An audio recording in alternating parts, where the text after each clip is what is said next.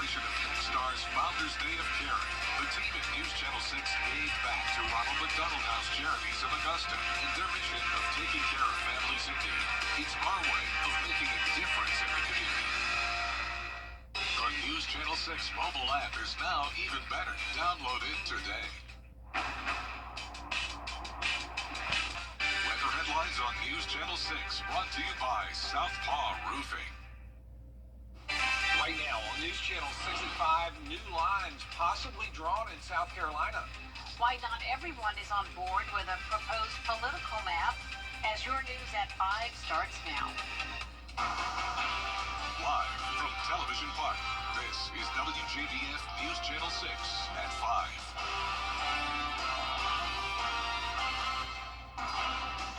Good evening, everyone. I'm Jenny Montgomery. I'm Brad Means. Thanks for joining us. Coverage you can count on begins with South Carolina's highest court hearing arguments about changing the state's political maps. Caroline Yoffa tells us how it is time now for our first check of the weather. Chief Meteorologist Jenna Petracci joins us now, tracking the temps and the rain chances. Jenna? Yeah, it's a hot and dry day for us so far, but we do have a couple storms that are bubbling up towards Columbia, and I'm watching those now on Live Viper 6. We do have a couple special weather statements that are stretching into the CSRA, but look how tiny these storms are. So we have one over Newberry with some brief heavy rain and a couple lightning strikes. That special weather statement is just for a far northern portion of Saluda County until 5:15. We also have the storm in between Lexington and Gilbert.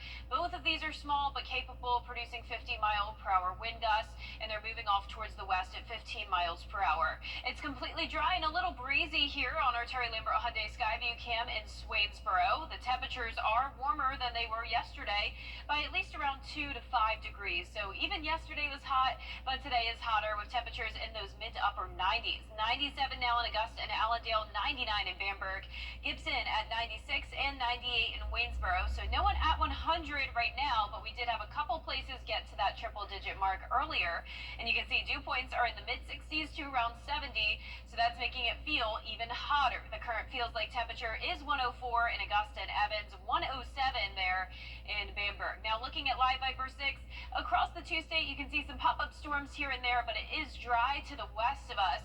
We're going to keep it mostly dry tonight. If you're walking the dog, be sure to be careful. Maybe walk the dog in the grass because the ground is really, really hot today, and with the temperatures feeling like over 100 degrees on the concrete. Now, over the next 3 days, we're going to see those chances of storms increase, and tomorrow we have the possibility of severe weather. I'll break down all the details coming up, but back to you, Jenny. All right, thank you so much, Jenna. July 4th is right around the corner, which means many of you will be firing up your grill for backyard cookouts. But local fire departments say you need to be careful as you're doing that. News Channel 6's Graham Lee joins us now live with the story. Graham?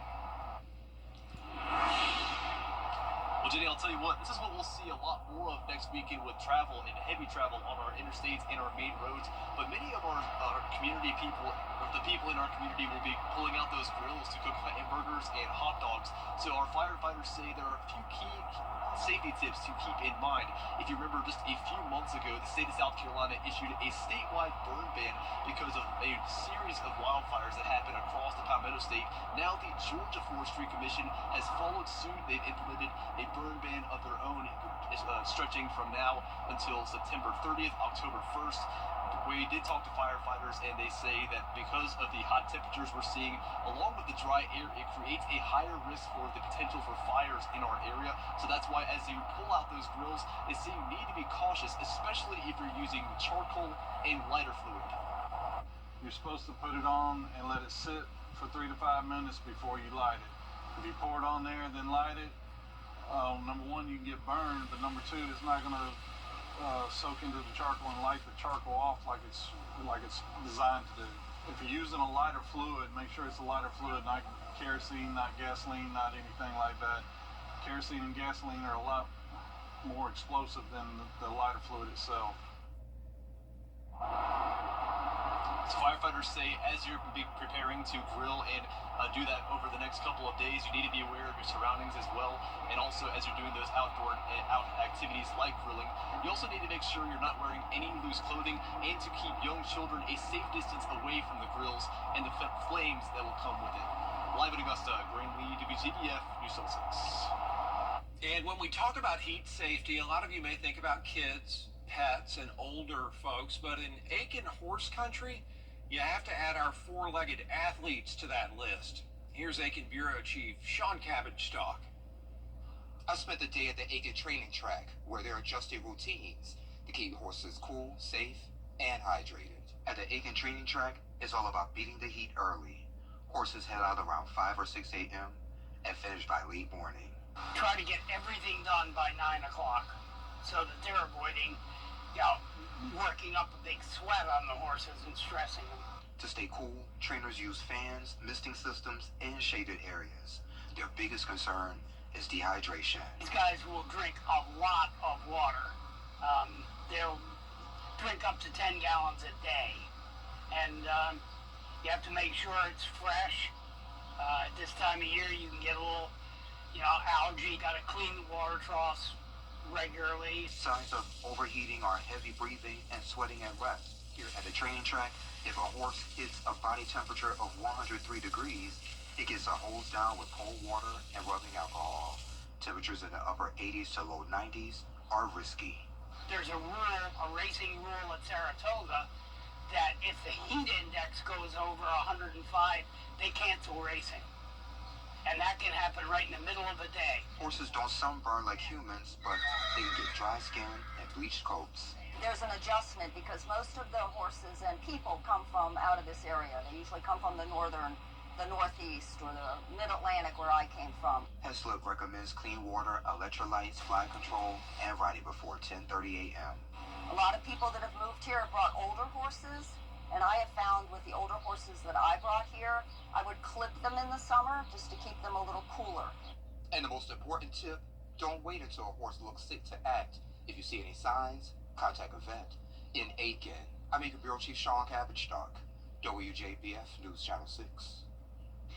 The Augusta-Richmond County Coliseum Authority is talking about the potential naming and the name change of the new arena being built downtown. At today's monthly Coliseum Authority meeting, board members worked to clear up what they call rumors and misinformation online. Chairperson Cedric Johnson says they want to get a sponsor so they don't have to go back to the taxpayers for money for the arena. He says once a sponsor is found, it'll be up to them to decide whether the name James Brown stays on the arena. It does. It does come down to the sponsor.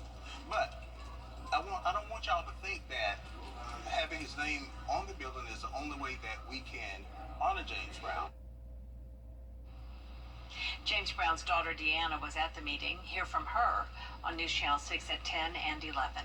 Well, the Georgia Chamber of Commerce CEO says the state's economy is doing well. Chamber members say, along with tariffs and the unrest, and about roadside dangers for emergency crews and first responders. What leaders in South Carolina are doing to prevent tragedy. After the break. News Channel 6. Get clear, accurate stories that don't waste your time at WJBF.com. In recent weeks, the South Carolina Highway Patrol says there have been some alarming incidents and 2 troopers narrowly escaped being hit while working on the side of the highway. Julia Keener spoke with troopers about what drivers should do to help keep emergency crews safe.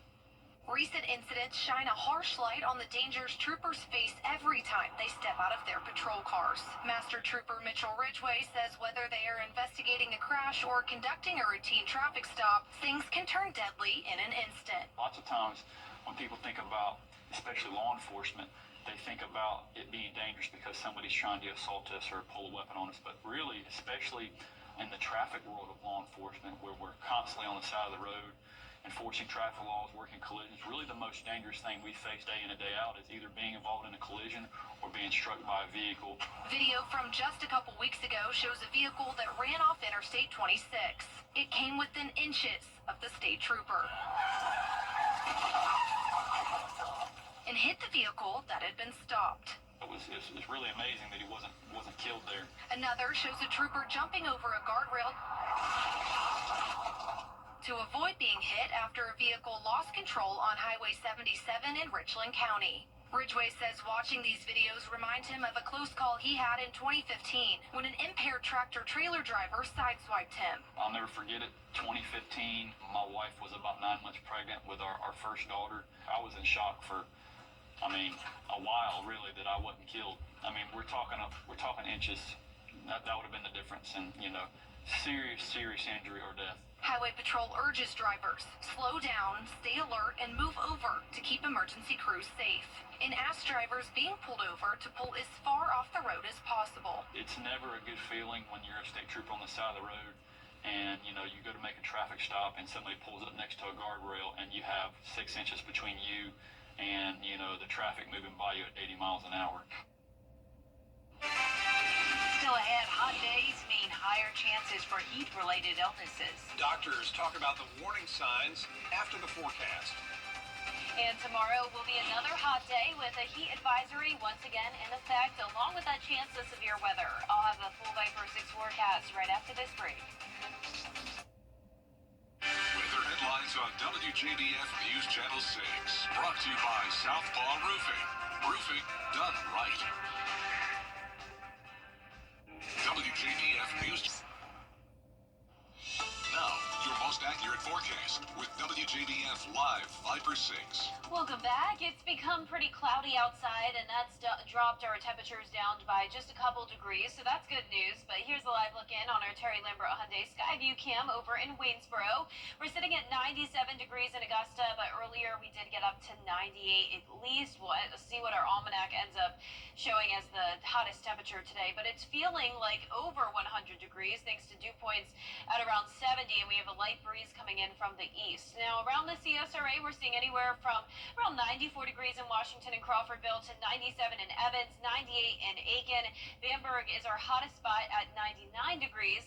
Not seeing anyone at 100 at the moment, but we do have some hundreds on the map here, and that would be up in Raleigh and New York. Check that out, 101 in Boston. So it's even hotter up towards the northeast than it is here down in the south. So we have this dome of high pressure, and that's bringing the heat wave across the east half of the United States. And around that ridge of high pressure, we do have some storms here and there. So it's not a washout across the area, but some hit or miss storms. And it's possible we could see a couple stray ones move into the area later on tonight. We have a heat advisory in effect until 8 o'clock tonight. That'll then go in effect again tomorrow between 1 o'clock in the afternoon until 8 o'clock in the evening. And then notice the northeast all the way down to North Carolina still under that extreme heat warning again for our Wednesday. So here's the heat advisory. It's for a heat index up to 108 once again for tomorrow. Another great day to lay by the pool as we will be getting to that triple digit mark at the 5 o'clock hour, and even by 11 a.m. forecasting 90 degrees, a good amount of sunshine. But as we go into the evening hours, we'll be tracking rain, and we'll take a look at that in a moment. But notice the heat index is going to decrease down to around 101 to 102 by this weekend, so not as bad as 108, and the high temperatures will go back to typical summertime, low to mid 90s. So our futurecast tonight at 8 o'clock showing the mostly dry conditions with high pressure overhead, and then as we go into tomorrow morning, same story, dry with just a few clouds. Now once we get to around 6 o'clock tomorrow evening, that's when we'll have this complex of thunderstorms move through. There'll be widespread rain, and within that system we could see some embedded strong to severe storms with damaging wind gusts and some small hail. Now as we go into Thursday, this is 8 o'clock. It's also not going to be that much of a washout, but some pop-up showers and storms will be possible once again. Here's a closer look at Wednesday. This is 6 p.m. A few pop-up storms here and there. The more widespread rain starts to move in around 8 o'clock, and you can tell that some of these cells here do look strong to severe with that damaging wind gust and hail potential. Then as we go into 10 o'clock, the stronger storms start to move out, and we're left with just this widespread rain as we go into the overnight hours, and then we dry out completely once we get to 2 a.m. So tomorrow there is a slight risk of damaging wind gusts and hail for the entire CSRA. We're also under a marginal risk as we go into our Thursday. A lot of that will be in the afternoon and evening hours. So our low temperatures tonight will be above average in the low to mid 70s. Highs tomorrow in the upper 90s to 100 degrees. And your 10-day forecast is showing daily chances of rain and storms at just 30%. Other than tomorrow, we have a higher chance of the rain. Then this weekend, our temperatures will go down to 94, and all of next week will be around 92 to 94 degrees. So the heat isn't going anywhere, but we're back to more tolerable heat, you could say. All right, thank you, Jenna. Well, as the days continue to get hotter, a warning about a few heat-related illnesses. Heat rash, heat cramps, heat exhaustion, and heat stroke can occur when you're out in the heat too long. And drinking alcohol or taking certain medicines can cause problems when you're in the sun for an extended period. One doctor says sweating is your best prevention method. Your body's way to defend itself against heat exhaustion, is to sweat. So when you limit the sweating for any reason, I mean, you can't sweat if you don't have fluids. So you've got to stay hydrated. And I always tell people, if you're going to be in the sun, if you're going to play golf, if you're going to be gardening or exercising, you need to preload. Make sure you preload before you go outside.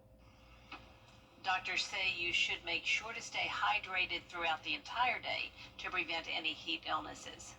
Up next, cleaning up the beaches in Florida. What two students are doing to take trash cleanup into the future after the break. I'm Chip Lewis with 64 Insurance Group. The Medicare enrollment process can be overwhelming. Let us take that burden off your shoulders. We're local, we're here to help. Don't wait till you're 65 to call. Are you 64.com. The summer break sales event is underway. The CSRA is full of amazing women. Women who inspire. Women who innovate. Women who lead. That's why News Channel 6 brings you Women to Watch. On the last Wednesday of each month, News Channel 6 recognizes local businesswomen who are making a positive impact in our community. Nominate someone today at WJBF.com. Sponsored by Goodwill. All right, what do we got? Looks like 64 yards to the pin. About 64 mile per hour winds. Dude, there's no wind. Hand me my 64 degree wedge. What's in with you and 64? Are you 64.com? Welcome back, everybody. A couple of students in Florida are really doing their part to clean up the beaches there. And they're doing it as part of a school project. Jenna Bass has more. Meet Orca. He's a small trash collecting robot. Two students from Pride Elementary School in New Tampa are hoping will turn into the next big idea. The idea started when two friends, best friends from pre-K, Eris Isaac and Caden Mack, decided to tackle beach litter for their STEM project. They learned that according to the U.S. Environmental Protection Agency, over 800 species of wildlife globally are affected by beach pollution. So basically we created this project because we like helping people and animals because of all the trash we see on the beaches, and we wanted to make a difference because it's been hurting our environment and the economy in many ways. Their Orca prototype is made up of household items, We made up of cardboard, wood, and an RC car. plus a heavy-duty trash bag and the painted Orca design, all repurposed for the boys' environmentally friendly vision. Last year, I created a trash robot and entered it into the Hillsborough STEM Fair. This year, me and Eris wanted to improve the design and make it more compatible for beaches. So with their family in full support of ORCA, which stands for Ocean Robotics Collection Administration, the boys headed straight to Clearwater Beach for a practice run. I'd be happy to take your trash for you. Caden and Eris are hoping to keep ORCA's momentum going and someday rolling right along to a beach or sidewalk near you. The main goal is to get investors interested in Orca so we can take him from being a prototype to a real-life product. Reporting in Clearwater, Jenna Bass, 8 on your side. Love that. And that does it for us this half hour, but we have more coverage you can count on at 5:30. Including 3 years since the overturning of Roe v. Wade. That story and more next.